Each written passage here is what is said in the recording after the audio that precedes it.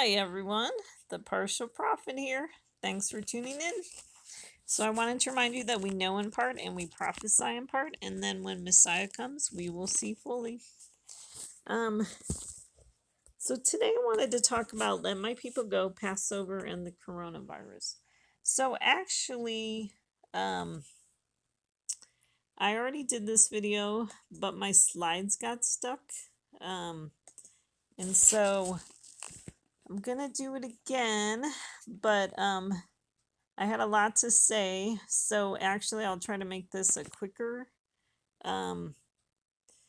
version, and then if you want to listen to the other one, and then you can refer back to this one for the slides. I don't know how to make it work.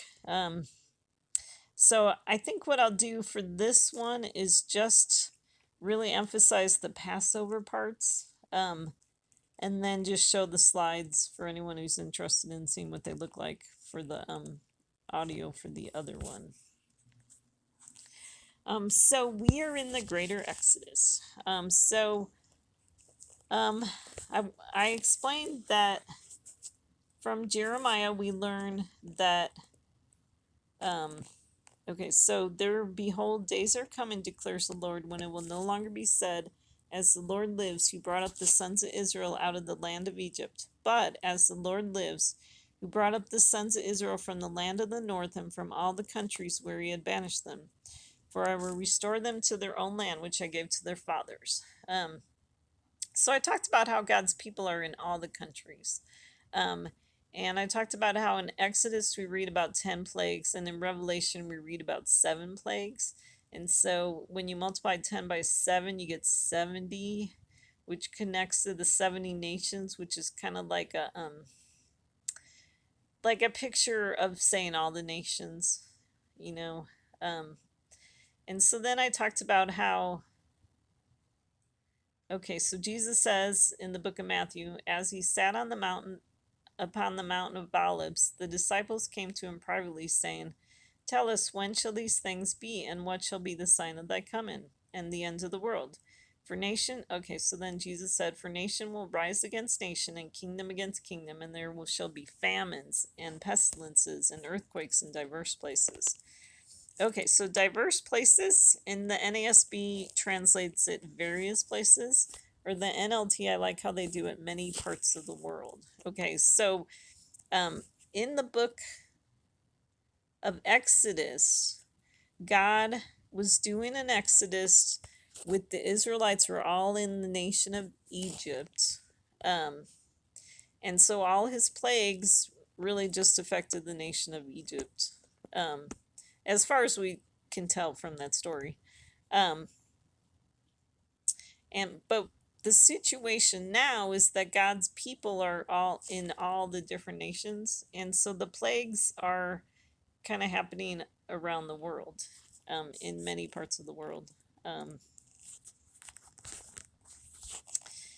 And okay, so then this is a slide where I kind of cover a bunch of stuff, a bunch of plagues that are happening around the world, all in 1 week. So you could see, like we got the coronavirus going on, there's locust swarms, there's other epidemics, there's earthquakes, there's floodings, tornadoes, sandstorms,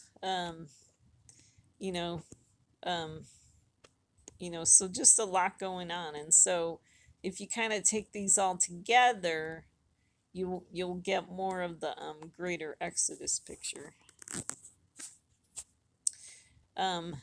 And then I talked about how Israel is made up of the northern kingdom and the southern kingdom, and that how God wants to make a new covenant with the house of Israel and the house of Judah.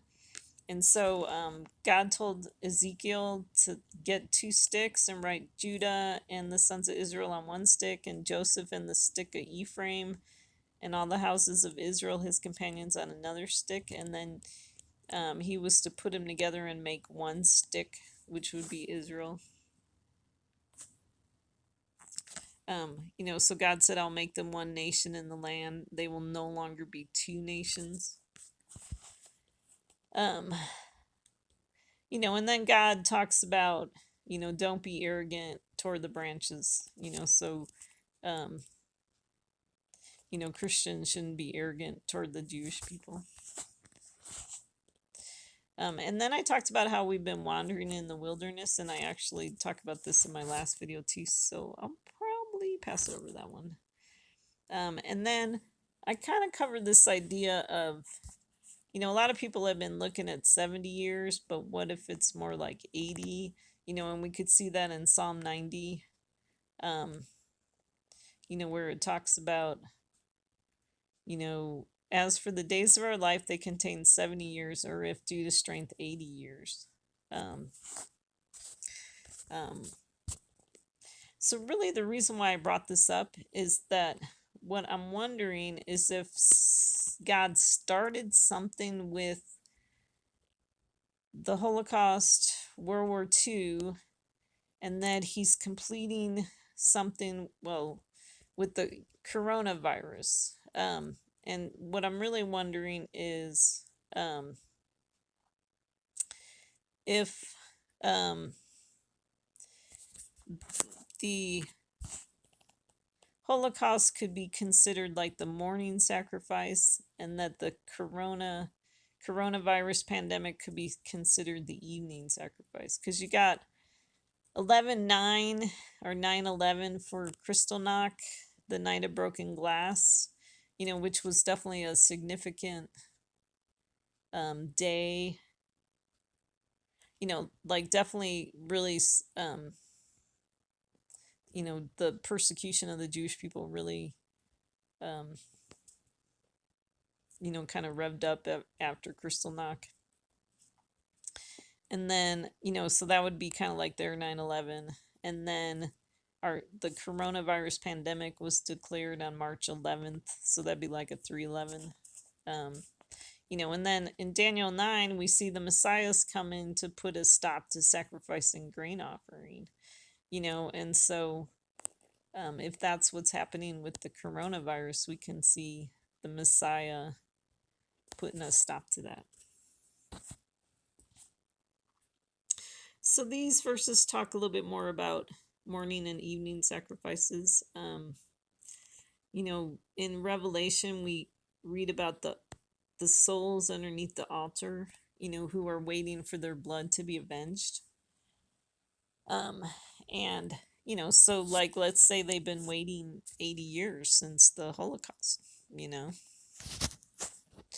and then I talked about Trump 666, and because that's where I believe the 666 comes from. And so you could see the dates and how you can get 6, out of certain things. And the 3 things that Trump did about Israel kind of like all culminated in the deal of the century on January 28th. And actually I did the math, and it does add up to 6 in both the Hebrew dates and the Gregorian date. And then I talked about like there's kind of this Turkey deal and this Iran deal. So John Kerry made this Iran deal, and then Trump made this Turkey deal. And so I kind of wonder if like both of those are going to be a problem for Israel. We don't really know what Obama did with with the Turkey agreement. But what's really interesting is that, so on January 3rd was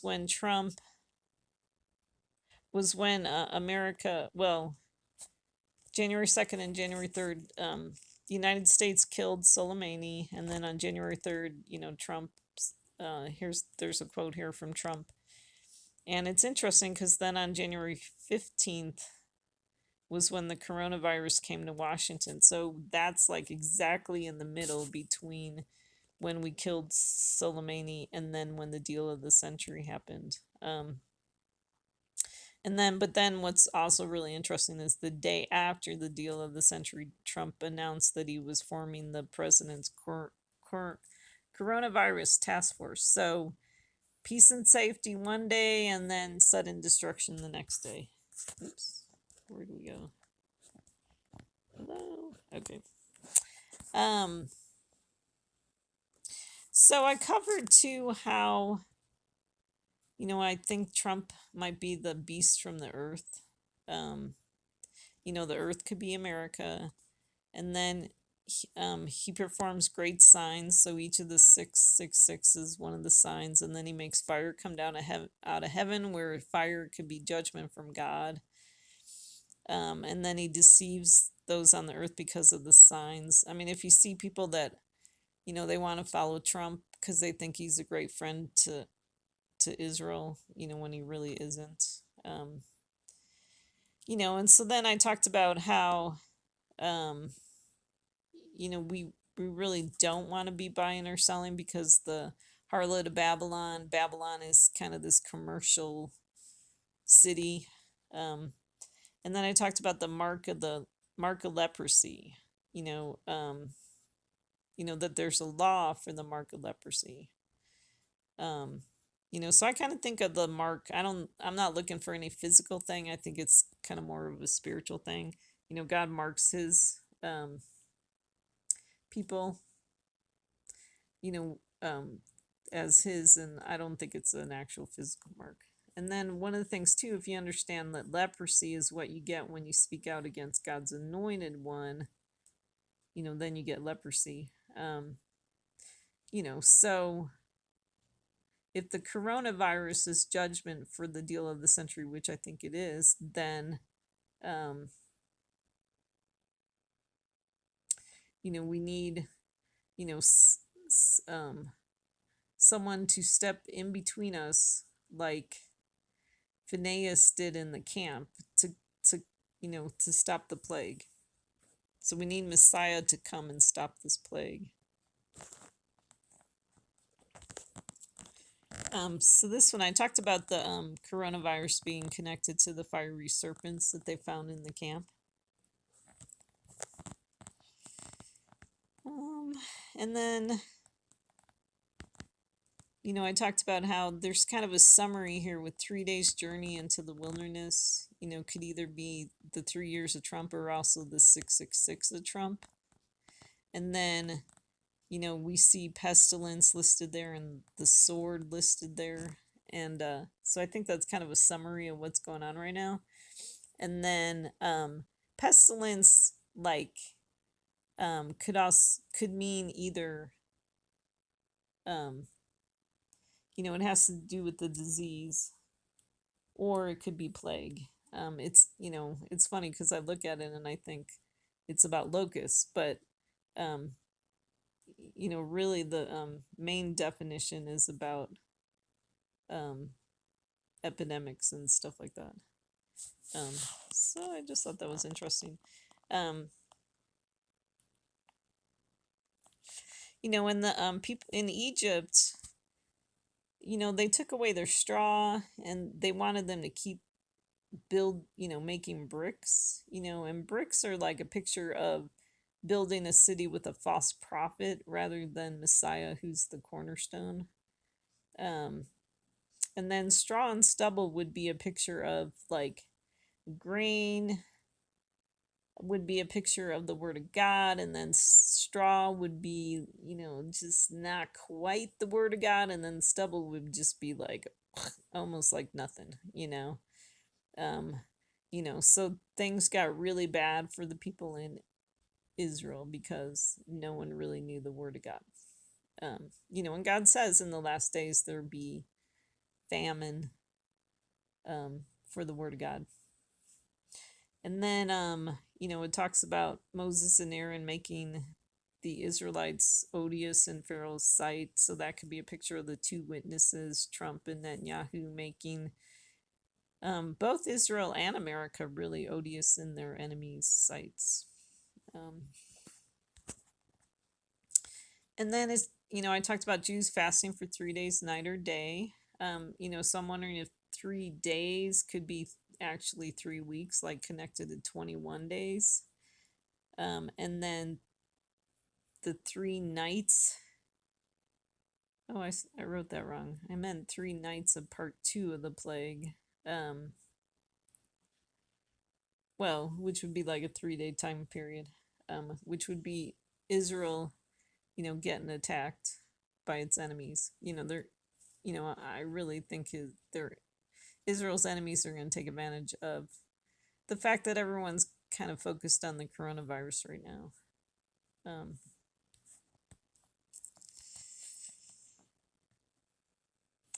and then, so Jonah, 3 days and 3 nights in the belly of the sea monster could be 3 days of 666. So if the sea monster is like a picture of Obama, 3 days of 666 would be the 3 times where Trump, acted like Obama. And then there was actually 3 weeks, so 3 nights in the belly of the sea monster could be the 3 weeks of impeachment where, people like Obama's people would be trying to impeach Trump. Um, and then it's, God said to Pharaoh, you compared yourself to a young lion of the nations. That would be like a shadow of comparing yourself to a Messiah. And then God said, yet you are like the monster in the seas.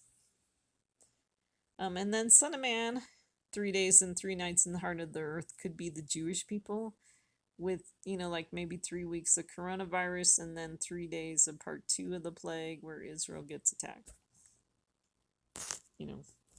Which would really be nighttime. So, let's see. And so then I talked about like the 21 days that we see in the book of Daniel.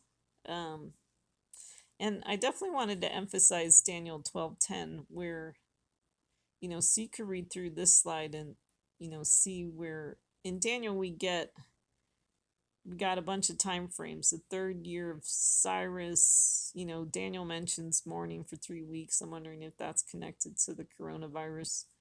There's a 24th day, which would be like 3 days after the 21 days. Gabriel also mentions 21 days.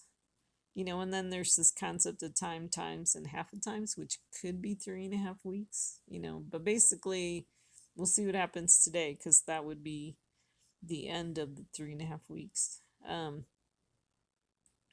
Otherwise it's a longer time frame, and that these times listed are more shadows than exact times.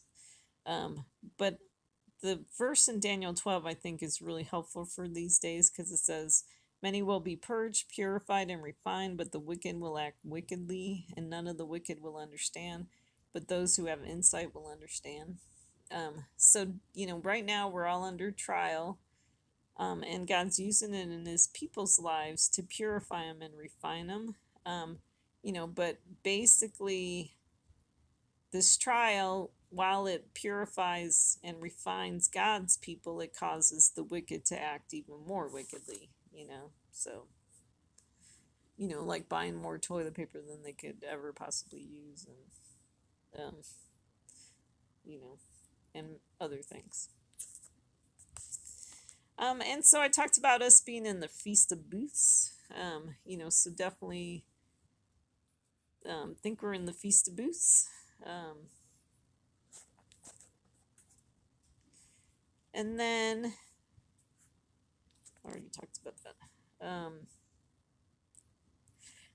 So then I talked about how, just a connection back to Purim that I didn't mention in my Purim video, but just how the Jewish people wear masks on Purim, and so it's interesting that we're wearing masks during the coronavirus, and, kind of really like the, 311 was, like Shushan Purim, and 311 was really when it was declared a pandemic. So definitely interesting. And then we see this call for Queen Vashti to show up with royal crown. Well, it's interesting because crown is connected to the corona, the corona of coronavirus. And so definitely pay attention to that because it'd be interesting to see how that plays out prophetically. Oh, and I talked about, this was fun too. I talked about, we're in the Feast of Booths, and so like 6 weeks after Groundhog's Day was when we started sheltering in place. And so I talked about pray that your flight will not be in the winter or on a Sabbath. So for Christians, Sunday is the Sabbath. And so 6 Sundays after Groundhog's Day was the National Day of Prayer for the coronavirus, and it really was kind of the start. That was March 15th. That was really kind of the start of our shelter in place, um, orders, like that day or the next couple days. And so I see a connection with that verse, the flight being connected to the woman with the two wings of the great eagle flying into the wilderness. And so we see there the times and half a time again, and so maybe there's a connection there. In the movie, Groundhog Day is at 6 a.m. every morning that he wakes up. Do you feel like you're in a Groundhog Day where every day is like the same? Um, and then in the movie, he's, 6 a.m., is when he wakes up for Groundhog Day. Well, when it's funny because in the video it shows, when Groundhog Day was over, they show 6:01. Kind of like symbolizing the end of Groundhog Day. So I thought that was interesting because we got the Noah was 600 years old and then he was 601 years old, kind of after the flood. So kind of a neat prophetic connection. I definitely think we're under the judgment on the firstborn. And the coronavirus's judgment on the firstborn. And if you see this list, the firstborn cover the firstborn of Pharaoh who sits on his throne. It covers the firstborn of the slave girl who's behind the millstones, and then it covers the firstborn of the cattle as well. So it's interesting that it talks about Pharaoh sitting on his throne, because I think that's a connection to the firstborn who are currently like in leadership positions right now around the world. And then because you see some of the leadership kind of getting affected by this, or people near them, like relatives or something getting it, or assistants or things like that. And then I think the firstborn of the slave girl behind the millstones is probably a picture of the Christians, because we're in slavery. And then the firstborn of the cattle, actually, that word could be firstborn of the livestock. And so then I see a connection to Exodus 9:22, where it talks about the plague of hail hitting all that was in the field through all the land of Egypt, both man and beast. And then in Luke 2:8, we see, at the time of Jesus' birth, there were shepherds staying out in the fields and keeping watch over their flock by night. And so I think, the firstborn of the cattle is the firstborn of the livestock are connected to these shepherds, which I think these shepherds are connected to the Jewish people. So the fourth horse of the apocalypse, is an ashen horse, and I definitely, that means like kind of sickly and stuff. And so the rider on the ashen horse is death, but then we see Hades following. So definitely could be talking about the two parts of the plague, or it could be talking about, because definitely there's lots of verses where God says that, then destruction's going to come. And then it's interesting that it says to kill with sword and with famine and with pestilence. And so we see, like with the coronavirus, you have the famine and the pestilence. And then with, if part two could be the sword, where Israel's enemies are going to come attack them. And so on March 7th, the Jewish people remembered Amalek, and on Shabbat Sukkot, and I was wondering if that was a 33-day warning. That would be if something happens today. Otherwise, maybe we'll see some in 7 days, like the 40-day warning. I don't really know.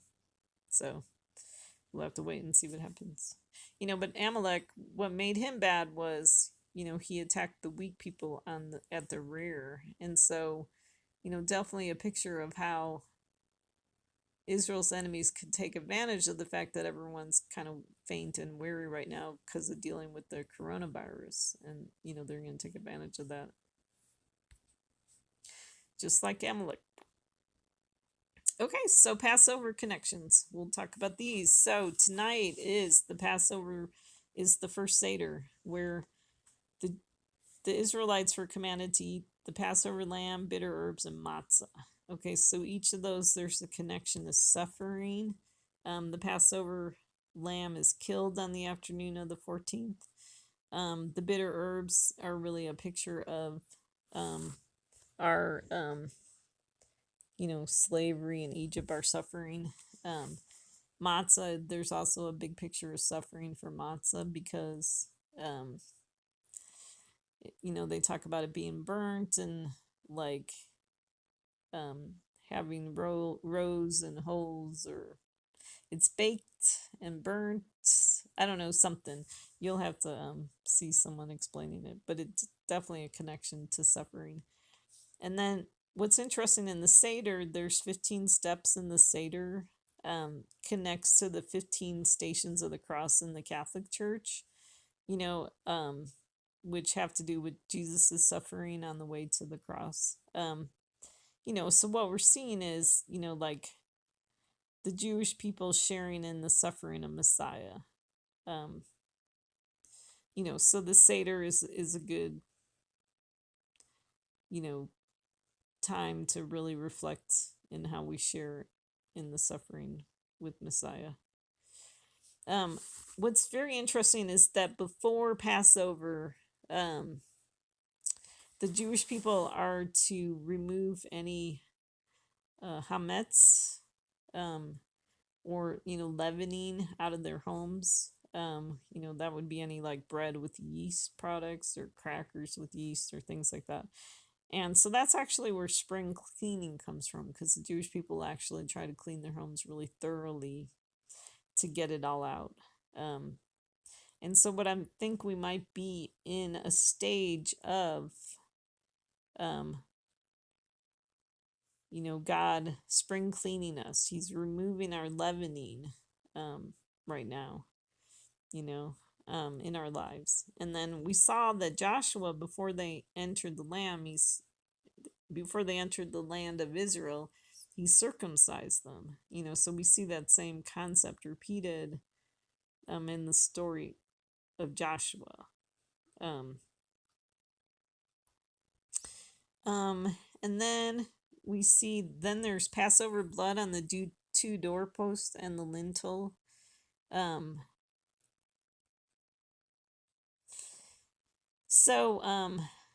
What I kind of think is, I think there's a picture that God's painting with the two doorposts and the lintel, because I think the two doorposts could be a picture of the two houses of Israel, and then the lintel kind of has this concept of looking down on you or whatever. And I talked about the three groups of people that were being judged by the coronavirus, where the lintel would be a picture of the people like Pharaoh on his throne, the people that are like right now in leadership positions around the world. And there's a connection to the story of Samson, because how Samson, he knocks down the two doorposts. He ends up killing more in his death than in his life. I think that could be a picture of really like, God was hoping that Trump would probably use America's armies more to deal with both America's enemies and Israel's enemies, but instead of doing that, Trump took out the troops. And so then, and also because of his deal of his century and just a lot of his haggling and trying to make deals and stuff like that, he's going to end up putting blood on the two doorposts. And so what we need is Jesus to come and put his blood on the lintel and the doorpost, to protect us from the plague, because of you know, the sins of Trump with the deal of the century. And then when they do the Passover Seder, the Jewish people, they have three matzahs. They put them all together in one. And the middle one is taken out. It's broken. It's um, half of it's wrapped in a linen napkin and it's hidden. And so then it's found later and it's broken up and eaten for dessert. So we definitely see like that could definitely be a picture of the Messiah, the suffering of the Messiah. Um, but it could also be a picture of the suffering of the Jewish people that are sharing in this, have a similar suffering story of the Messiah. And three matzahs could represent like 3 days. I'm not really sure. I mean, the three branches of the olive tree in the cupbearer's dream represented 3 days, so maybe three matzahs represent 3 days. Not sure. Okay, so some more Passover connections. The 4 questions. Okay, what makes this night different from all other nights? Okay, so these are 4 questions that, like a Jewish like the children usually ask the questions, and then the father will answer the questions. And so one of the questions they ask is, what makes this night different from all other nights? And I thought that was interesting because, like with the coronavirus, we have a lot of people going, well, what makes this different? Isn't this just another plague, like, you know, the Black Plague or the Spanish flu or whatever? We're just, we'll get past it and we'll just get on with our life. And so they don't really see any, they don't see like God's maybe doing something, or maybe we're entering into a new season on God's calendar. They just don't think there's anything different about it. Um, what's interesting too is the first question is, on all nights we need not dip even once, and on this night we dip twice. And so we could be seeing the concept of the 2 parts of the plague, in dipping twice. And then excuse me. And then it says, on all nights we eat leavened bread or matzah. On this night, only matzah. So we have that concept of the suffering of the matzah. And you definitely suffer when you only can eat matzah for Passover. Um, you can have your good, tasty, turkey sandwich on, Wonder Bread. You have to eat it on this hard, crunchy matzah cracker. Okay, and so then on all nights we eat various vegetables, and on this night bitter herbs. So definitely this whole picture of bitter herbs, suffering. And then on all nights we eat sitting upright or reclining, and on this night we all recline. So could be a connection to how there's a couple different things. One, how we're all having to sort of recline in our houses and people are sleeping a lot these days because of the coronavirus. There's also could be a connection to, well, I mean, that's could be the story of the 10 virgins, because before the Messiah comes, everyone kind of falls asleep. And then we see in the Esther story where Haman's falling on Esther's couch, um, so maybe to, try to hurt Esther or something like that. So I definitely think now's a good time to watch the Ten Commandments movie. I definitely think it's a prophetic shadow. I mean, in that movie, you have every like, for the plague, he's got this black smoke. For the plague of the firstborn, he's got this black smoke going through the streets of the city. And the Israelites are locked up in their house, and the people that aren't locked up in their house, this see how prophetical this is. The people that aren't locked up, the smoke comes and kills them if they're firstborn.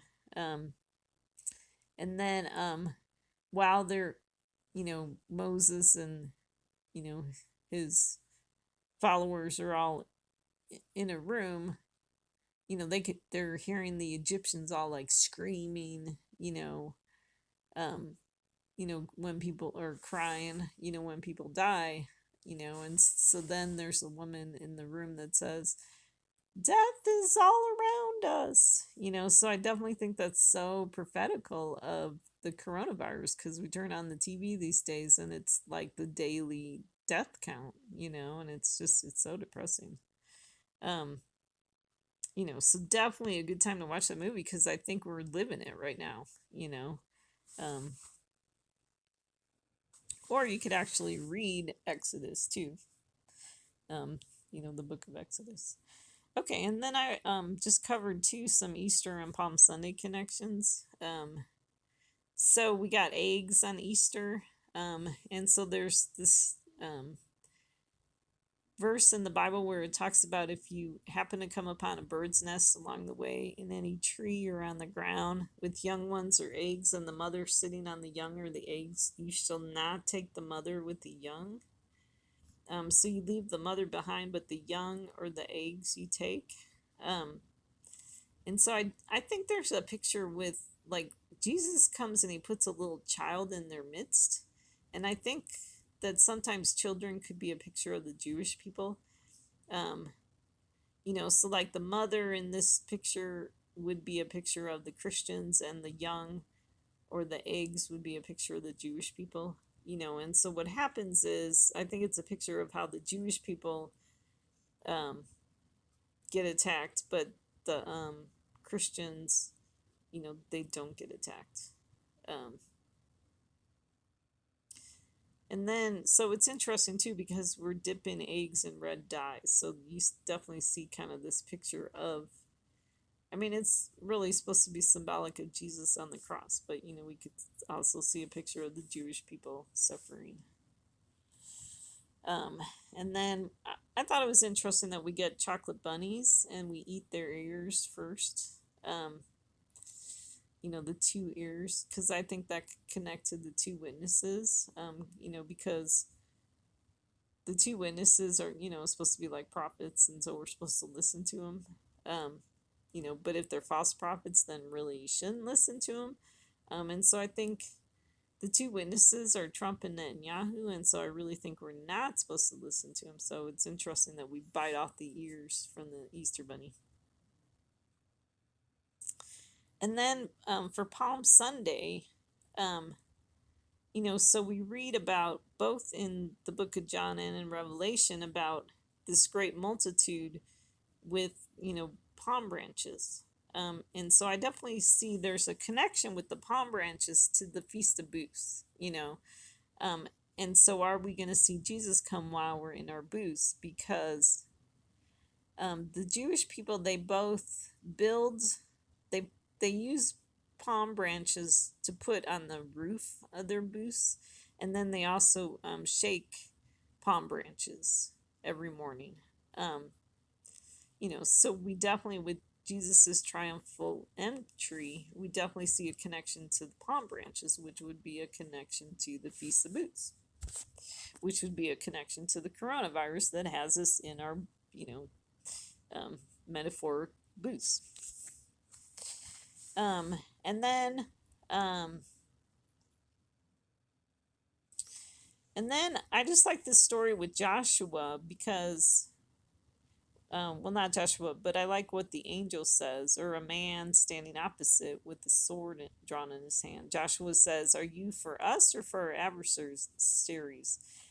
And so this man says, "No, rather, I indeed come now as captain of the host of the Lord." So I think this is Joshua having a messianic encounter. And then, um, um, so then the angel or the Messiah or whatever tells Joshua to remove his feet because he's standing on holy grounds. And so I'm wondering if it in these verses right here, Joshua right here could be a picture of Trump. And how, um, I mean, I could just see that, like, the Messiah showing up for Trump, and Trump asking him, "So are you Republican? Are you with me? Are you a Republican or are you a Democrat?" And I could see Jesus saying, "Well, no, I come as captain of the hosts of the Lord. It's neither Republican or Democrat. I follow God. I'm not a politician. Um, so I thought that was really interesting, and so I thought that was something we could really like keep in mind while we're in our booths, while God's working on us, purging us, purifying us, that really we can maybe lay our politics, down at Jesus's feet, and um, you know, and recognize it's not the answer, that we really need God and Jesus to be the answer to this problem, because the problem is just way too big. And also, it'd be helpful if we could recognize that we're seeing bad behavior on both sides of the aisle, you know. Um, so, and I think that's always kind of been true. Um, Anyways, and then so this was exciting to me because in Luke, so it says, "Now in those days a decree went out from Caesar Augustus that a census be taken of all the inhabited earth. This was the first census taken while Quirinius was governor of Syria. And everyone was on his way to register for the census, each to his own city. Joseph also went up from Galilee, from the city of Nazareth to Judea, to the city of David, which is called Bethlehem, because he was of the house and family of David, in order to register along with Mary, who was engaged to him and was with child. While they were there, the days were completed for her to give birth." So, what's really interesting is April 1st, which is exactly a week before Passover, is the census in America. So, are we going to be seeing the Messiah soon? And what's interesting too, we see in these verses is that everybody went each to their own city, and so we've seen that already kind of with this coronavirus, where it's causing everyone to kind of have to go back to wherever they're from, go back to their own nation, while the coronavirus is going on.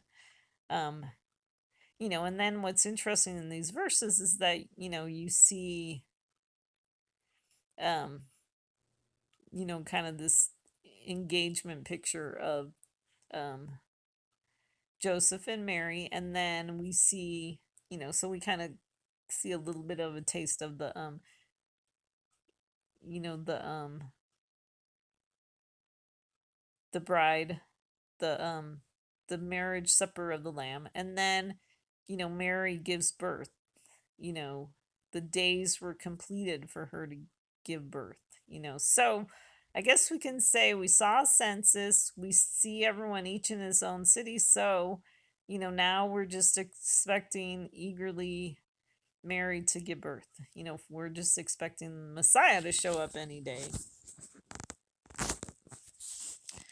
Um, so anyways, and I talked about, this um I think we have the sea of Obama, and then we have the sea of Trump, and the Messiah is on the dry land in the middle, with where there's no lies. As the sea split, the hidden world came to light. I think right now God's people have been in slavery. I think, God's people have been in a time of suffering. So I think we're the underdogs, and so Jesus is going to come, and he's going to do a separation, so that we can, come out of our holes, and, you know, we're going to see a reversal of fortunes in our lives.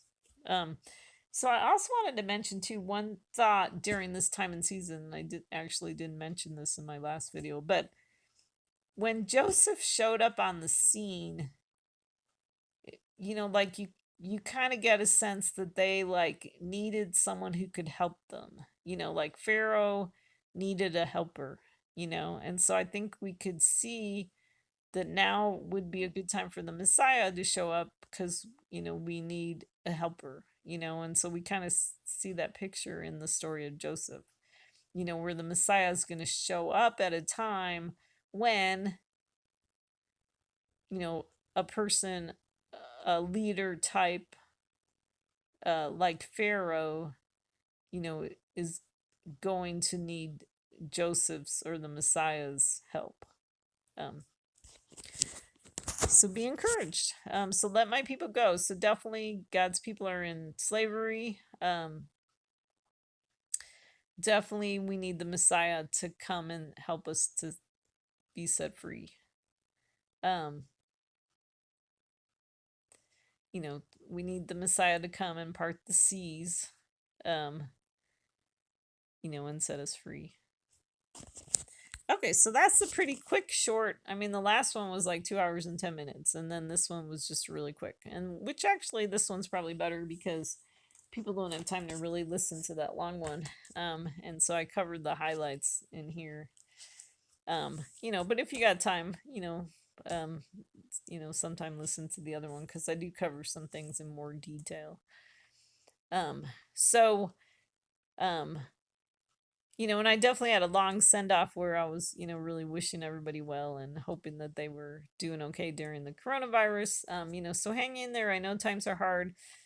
I just really see on the prophetic clock, in all these verses, it seems like you got this, this, and this, which has already happened, and then the next step is Messiah coming. So hang in there. I think pretty soon we're just, everything's just gonna get turned around for us. And we're going to see a reversal of fortunes, and pretty soon I think we're going to get where there's no longer any tear, and so I think our light momentary afflictions, as Paul calls them, they're going to bring us some eternal gifts that we're going to be able to really use in eternity, or during the messianic kingdom.